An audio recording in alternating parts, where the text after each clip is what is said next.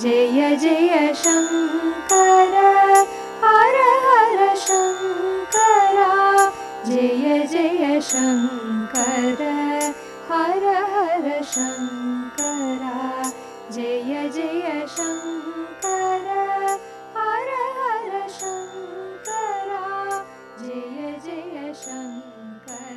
பெரியவா சச்சரித்தம் அத்தியாயம் 5. மகா பெரியவா தரிசன அனுபவங்கள், பரமேஸ்வரனோட கிருபை. ஒரு விசேஷ நாள் அன்று காஞ்சி மடத்தில் பக்தர்கள் கூட்டம் நிறையவே இருந்தது. கூட்டம் மெதுவா நகர்ந்தது. சலசலத்த நபர்கள் பெரியவாளை தரிசனம் பண்ண வேண்டிய முறை வந்தது. அந்த நபர்கள்ல முதல்ல நின்னவரை பார்த்தா ஆச்சாரியா.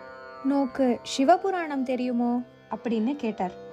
ஏதோ படிச்சிருக்கேன் பெரியவா, கை கட்டி வாய்ப்பொத்தி பவ்யமா சொன்னார் அந்த ஆசாமி. அதுல இருந்து உன்னண்ட ஒரு கேள்வி கேட்கலாமோ? பெரியவா மன்னிக்கணும், எனக்கு புராணத்துல பாண்டித்யம் எல்லாம் இல்லை, ஏதோ படிச்சிருக்கேன், அதனால் என்று இழுத்தார் அவர்.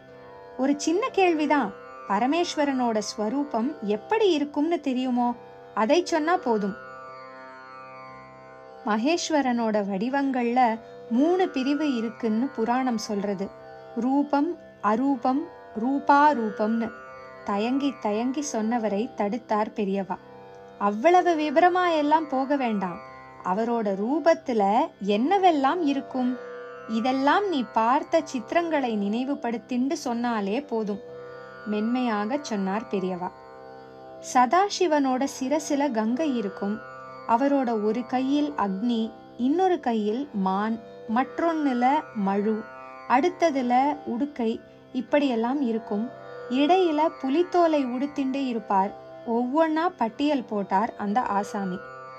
பொறுமையா கேட்டுண்டிருந்த பெரியவா, அவ்வளவுதானா, இன்னும் கொஞ்சம் யோசிச்சு பாரு அப்படின்னா.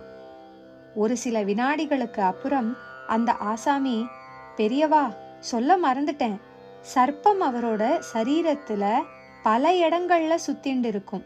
காலுக்கு கீழே அபஸ்மாரத்தை போட்டு மிதிச்சுண்டு இருப்பார். பேய், பிசாசு, பூதகணங்கள் எல்லாம் அவர் பக்கத்துல சுத்தி நின்னுண்டு இருக்கும். சொல்லி முடிச்சவரோட முகத்துல ஏதோ 10 மார்க் கேள்விக்கு ஒரு வரி கூட விடாம பதில் எழுதிட்டு முழு மார்க் கிடைச்சிடும்னு நினைச்சு சந்தோஷப்படுற பையன் மாதிரி பரமாச்சாரியா கேள்விக்கு தான் ரொம்ப சரியா பதில் சொல்லிட்டோம் என்கிற மாதிரி ஒரு பூரிப்பு தெரிஞ்சுது. ரொம்ப சரியா சொன்ன, இன்னொரு கேள்வி பாக்கி இருக்கு, அதுக்கும் பதிலை சொல்லிடு. நீ இப்போ சொன்னியே, பாம்பு, அக்னி, அபஸ்மாரம், பேய், பிசாசு, பூதகணம், இதெல்லாம் எதுக்காக வேண்டி சுவாமி தனக்கு பக்கத்துல வச்சுருக்கார்? ஆச்சாரியா கேட்டதும் அப்படியே திகைச்சு நின்னார் அந்த ஆசாமி. அப்படியே கையை கட்டிண்டு இறுக்கமா நின்னார். ஒரு நிமிஷம் கழிச்சு ஆச்சாரியாலே அதுக்கான காரணத்தை சொல்லத் தொடங்கினார். அரவம், அபஸ்மாரம், அக்னி இப்படி எல்லாமே ஆபத்தானதுகள். சர்ப்பத்தை விட்டா அது சகலரையும் கடிச்சு வச்சிடும். அக்னியை பத்தி சொல்லவே வேண்டாம், எல்லாமும் பஸ்மம்தான். அபஸ்மாரம்ங்கிறது ஒரு மாதிரி மயக்கத்தை உண்டு பண்ணி எழுந்திருக்க விடாம செஞ்சிடும். இன்னும் பேய், பிசாசு, பூதகணங்களை பத்தி சொல்லவே வேண்டாம், அதெல்லாம் ஸ்வதந்திரமா விட்டா எல்லாருக்குமே ஹிம்சை பண்ணிடும். அதனாலதான் அதையெல்லாம் வெளியில எங்கேயும் போக விடாம தனக்கு பக்கத்திலேயே வச்சுண்டிருக்கார் பரமேஸ்வரன். இத்தனையையும் தான் எங்கே போனாலும் கூடவே கூட்டிண்டு போறார். அதுகளோடத்தான் ஆடறார், சஞ்சாரம் பண்ணறார். சனகாதிகள் மாதிரியான முனிவர்கள் கூட எப்பவும் அவர் கூடவே இருக்கிறது இல்லை. ஆனா துஷ்டர்களை எப்பவும் தன் கூடவே வச்சுண்டு கண்காணிச்சுண்டே இருக்கார். அப்படிப்பட்டவாளை வெளியில விட்டுடாம தன்னண்டையே வச்சுக்கிறது தான் பரமேஸ்வரனோட கிருபை. புரிகிறதா? பெரியவா சரணம்.